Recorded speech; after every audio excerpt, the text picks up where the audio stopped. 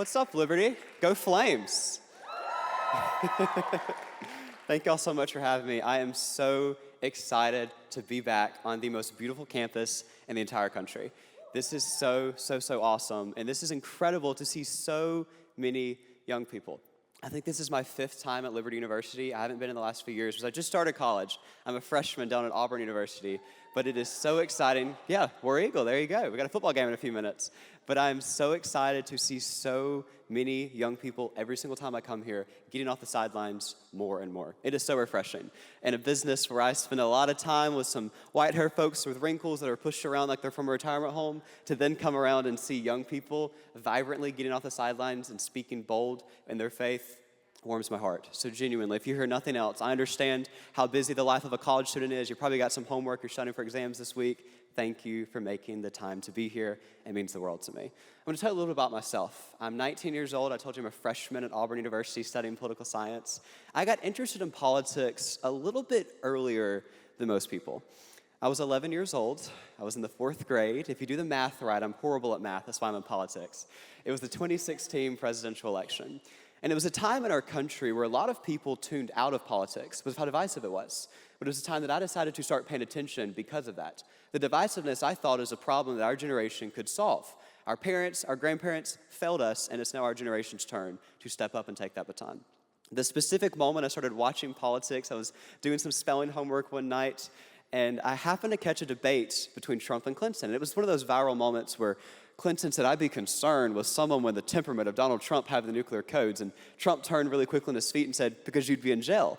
And I remember freezing and being like, who is this guy? Like, he's just walking in and talking the way he wants to. He's not using a talking point script that a consultant handed him. I like this.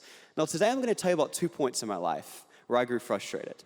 And unlike my opponents on the left, when I got frustrated, I didn't go to my local hair salon, dye my hair blue, get a nose ring, grab a bullhorn, and shut down my campus in protest. I decided to do something a little bit more effective with that frustration. Here we are with point number 1.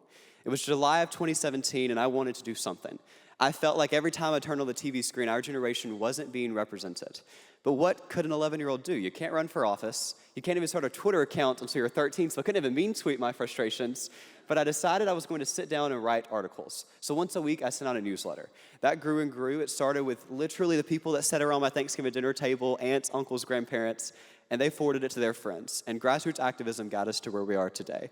But the second point of frustration happened, a moment that a lot of you probably remember. It was right after the 2022 midterm elections, a time where every single Republican pundit went on Fox News and said the red wave is coming, except the red trickle happened because we did no work on college campuses to reach out to the next generation. I wrote a long-form op-ed titled "The GOP Must Address the Elephant in the Room, Gen Z."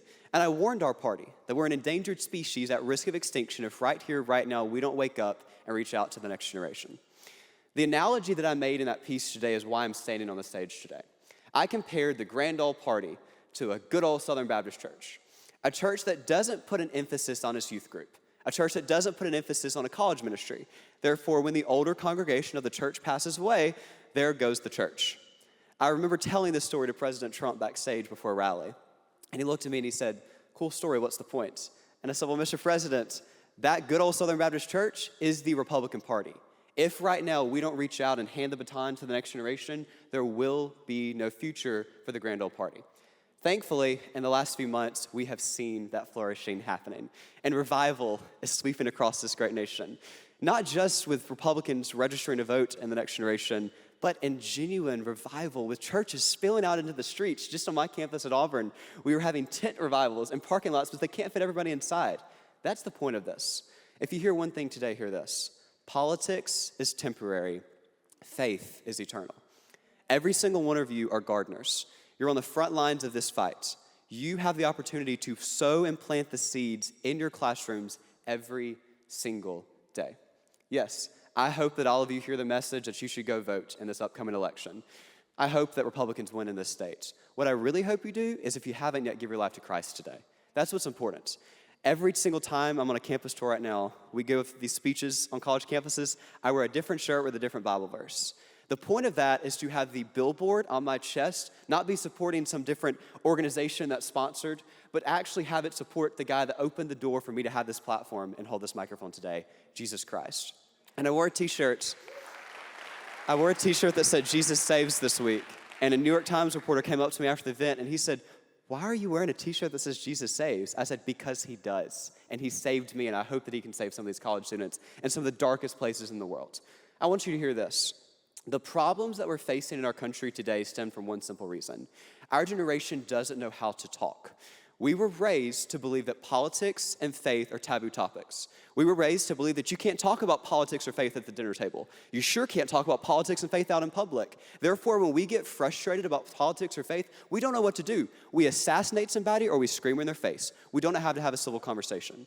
And I had Charlie on my podcast in the 4th grade. First episode we ever did, I was terrified. He gave me some advice in the last question of that interview where he said, the day that civil discourse dies, America goes to a civil war. Not to be a fearmongerer, but we're straddling that line every single day. We don't have to get used to this. We don't have to grow numb to political violence. We don't have to make it just another news cycle that a political assassination happens in this country. Don't buy into that. I'm here today to tell you one simple thing. You can respond to that. Not by raising the temperature in the room, not by encouraging hate or some more hashtags on social media, but by the love of Jesus Christ.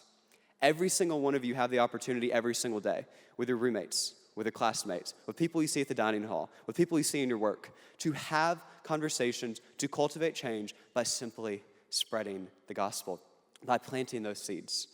The day that we decided to have purity take a back seat in this country, the day that we decided to not encourage fathers being bold Christian men in the homes, the day that we decided to not have faith be the forefront of this nation is the day that our country began to collapse. And we're seeing the fruit of that today, and it's some bad apples.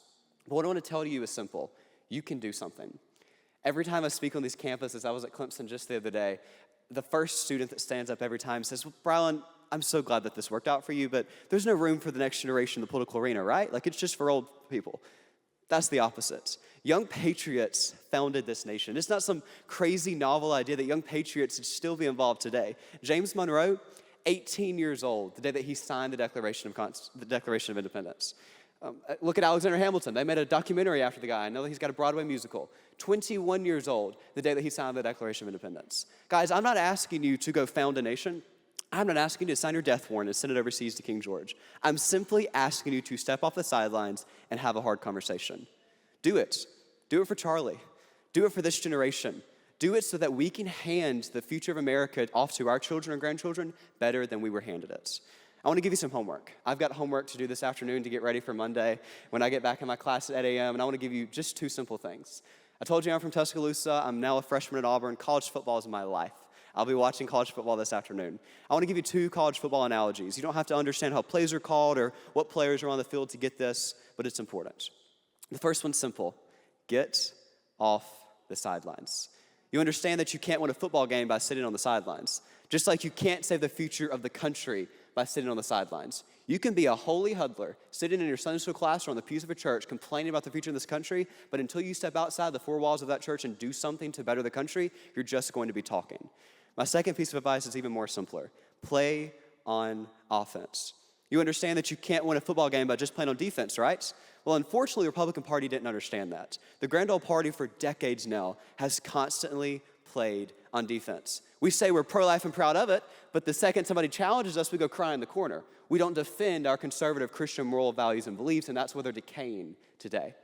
Every single one of us have a mission. We have marching orders. And I'm reminded of the story of Queen Esther, where the Lord opened doors and put her in this opportunity to save her kingdom and her people, as the good Lord says, for such a time as this.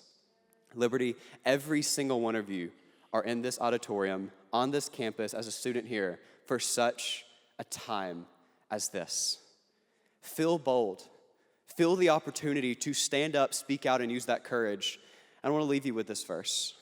I was writing my book last year, really anxious about what the election cycle was going to look like, nervous about what our generation's role could be in the future of this country. And my pastor sat me down and said, "You're getting all this hate. Maybe have you looked at Scripture?" And he shared a verse with me, 1 Timothy 4:12. And a lot of people say, "Sit down, you're too young." I'm here to tell the opposite. Stand up because you were young. 1 Timothy 4:12 reads really simply, Don't let anyone look down on you because you were young. Here's the best part. But set an example for the believers in speech, in love, in conduct, in faith, and in purity.